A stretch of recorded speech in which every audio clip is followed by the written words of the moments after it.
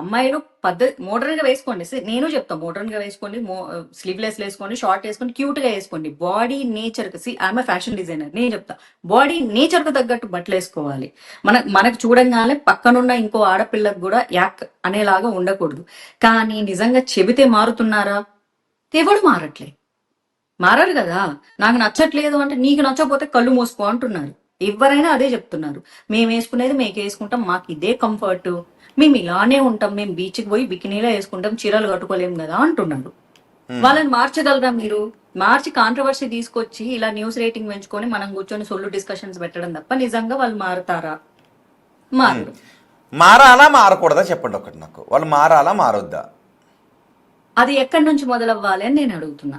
First of all 14 ఏళ్ళు 13 ఏళ్ళ అమ్మాయిలు రీల్స్ లోకి వచ్చి అలాగా నడుములు చూపిస్తూ వీడియోలు చేస్తున్నప్పుడు మొదటగా అక్కడ కంట్రోల్ చేయాల్సిన తల్లిదండ్రుల దగ్గర నుంచి మార్పు మొదలవ్వాలి.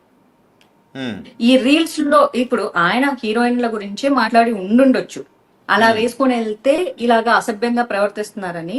ఎప్పుడో అసలు సోషల్ మీడియా ఇంత జమానా లేని రోజుల్లో 2012 2013లో నేను ఒక్క సినిమా చేసింది, నేను చేసిన డీసెంట్ రోల్ కి శారీ కట్టుకుని ఒక షాప్ ఓపెనింగ్ కి వెళ్తే ఆ విజయవాడ సరౌండింగ్ ఎక్కడో ఇట్లా లాగారు తెలుసా. ఇట్లా పట్టుకున్నాము చీర, ఇట్లా పట్టుకుంటే 4 పోలీసులు 6 మంది బౌన్సర్లు 2 మేనేజర్లు ఉంటే కూడా లాగేశారు చీరను ఇట్లా చేతులు పెట్టి. అంటే ఆ పర్వర్షన్ నేచర్ వాళ్ళకి ఆల్రెడీ ఉంది. అది ఇప్పుడో ఇంకప్పుడో కాదు. దాన్ని ఎప్పుడైనా మనిషి ఒక మంచి విషయం చెప్పేటప్పుడు మంచి విధానంలోనే చెప్పాలి. దాన్ని పట్టుకొని కాంట్రవర్సీ చేస్తారు అంటే చెప్పే విధానం హార్ష్ గా ఉన్నప్పుడు ఎదుటోళ్ళ భావాలు డెఫినెట్ గా హర్ట్ అవుతాయి.